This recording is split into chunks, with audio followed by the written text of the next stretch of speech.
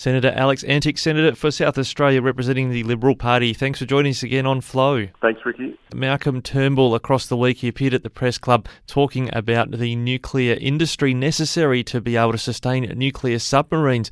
Dare I ask, do you agree with Malcolm Turnbull on that front? Well, look, I haven't seen the comments in detail, but the essence of it was that we'll need a nuclear industry to keep these nuclear subs going, as I understand it. And look, that's not the position of the government. That's not the position of the Prime Minister. The Prime Minister has been very clear about this. This is not a program which will introduce a nuclear weapons program or a nuclear industry. Now, as it goes by the by, I'm a little bit disappointed by that because I'm a fairly strong advocate for a nuclear industry in South Australia, and I don't think they're tied.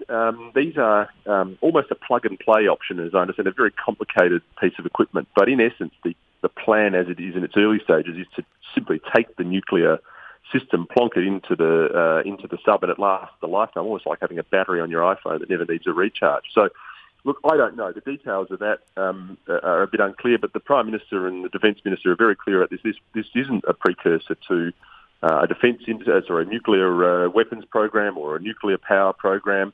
My hope is, though, personally, on a very personal note, that it'll show people that, look, this is the sky doesn't fall in when you've got this sort of power. These power plants that go into these boats are essentially small modular reactors, which is the sort of technology that I think we should be looking at down the track. So who knows? Let's hope that rather than requiring a nuclear industry to be built around it, it will simply show the way that the sky doesn't fall in, and this is something that we might consider expanding. Well, it was your Senate colleague Rex Patrick, were his comments helpful? He was saying it was dangerous to think that they might have these sorts of nuclear power plants sitting on the docks at Port Adelaide waiting to be put inside of submarines. Yeah, no, look, I don't think so. I mean, this is sort of, as I keep saying, the decades-old thinking about nuclear power. People, it's almost like we need to change the name nuclear to something else in order to get people to understand, to fission power or something like that.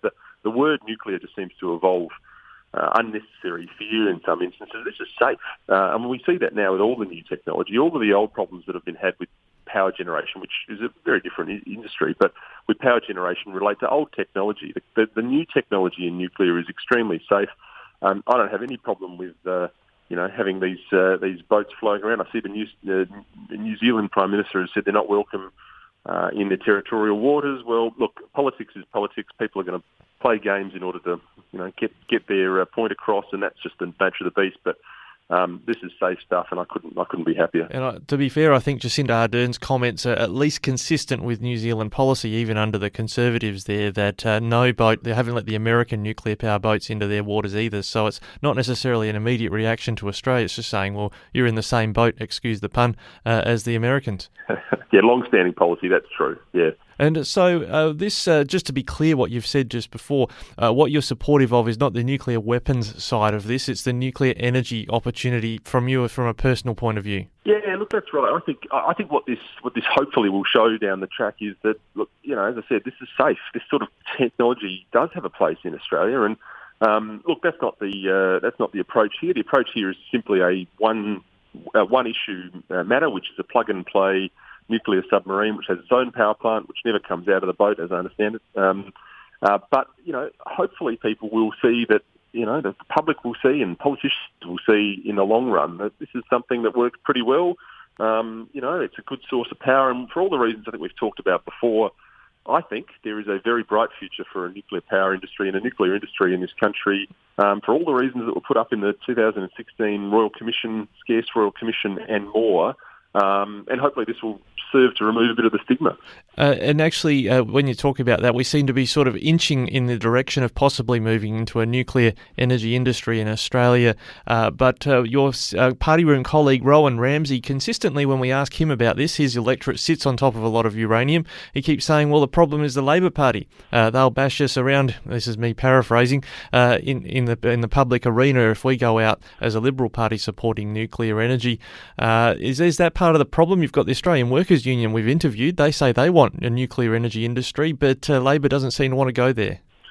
It's a strange sort of dynamic now where we've got unions backing away from jobs, in a sense, for workers, and there's an enormous amount of money just sitting in them bar hills out there in Rowan's electorate. He's quite right. I mean, one of the big problems is that bipartisan support would have this industry up and running as quickly as possible. And we saw the sort of games that went on with something very simple like the Kimber low-level repository that is in Rowan's electorate, and the sort of difficulty that was had just the sheer politics of people playing scare tactics with what is an incredibly safe facility and something that we actually need. I mean, there is no room to put this stuff in after the next decade or so. So I think that is the point. The point is that we've got to get back to telling people the facts, telling people how safe the industry is, telling it how profitable it could be for this state. I mean, it really could turn us into an economic powerhouse.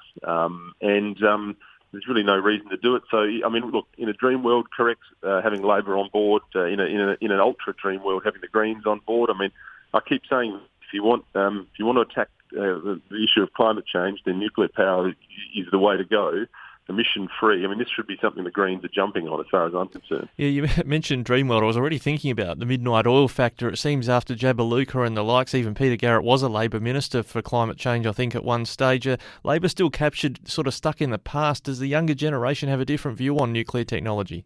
Yeah, I hope so. I think often it's the case of pop culture that kind of drives a bit of this. You know, there's sort of TV shows about Chernobyl at the moment and a lot of scare campaigns, but I think the younger generation are keyed into this. I think, you know, hopefully that old stigma blows away, and the instances of things like Fukushima don't help, but that's sort of drifting off into the distance now, and that was old tech, and also relying on a sort of a fairly unlikely natural disaster to make it happen. So, look, I think as people's minds get focused on this apparent transition, we've got to be real about this. Renewables aren't going to do it on its own, and if people are serious about reducing emissions, the younger generation in particular, then they should be getting behind nuclear power. Well, just lastly, you've got your Nationals colleagues there in the Senate. Some of them, I think Senator Matt Canavan we've interviewed, he's got a similar view to yourself on supporting a nuclear energy industry. There seems to be talk of a new coalition agreement with the Nationals, and they might support a net zero target, possibly with some concessions. Is this an opportunity maybe for the coalition to take another step in the nuclear direction? Well, look, I suppose, it might be. I don't know, and I must admit I don't know much about the coalition agreement as it's drifting off, but or as it's evolving, I should say. But I think the sentiment is changing. I think that's the most important thing to see. Even in my short time in Parliament, I spoke about nuclear power in my maiden speech. It's been a long-standing sort of goal, dream of mine to have that industry in South Australia. And I think the wheels are turning. I mean, whether or not that forms the basis of an agreement, I just don't know and couldn't tell you. But I'd like to think that there's a fairly strong support for it across the board in the coalition party room. I'd be surprised if it wasn't 75 to 80% of members privately would be supportive of it. So, So is there something you can do, some move that you're making or an inquiry that occurs in the Senate to try and move it in that direction? Look, there might be. There was, you'd probably be aware, a recent House committee, I think at the end of 2019, which was led by Keith Pitt, the now mining and minerals minister, and it once again it recommended that this be looked into. So we've sort of done the inquiry list. You know, it's been done almost over and over and over again now. It's really a matter of, in my view, simply repealing the prohibition on nuclear power generation in the Environment Protection Biodiversity Act, which is a very simple legislative removal, Section 160, I think it is, and let's let the market work it out. You know, if government gets out the way, the market will tell us how it works, whether it's economic. I mean, that's one of the arguments, is that it's not economical. Well, let's let the market tell us that and let government get out of the way.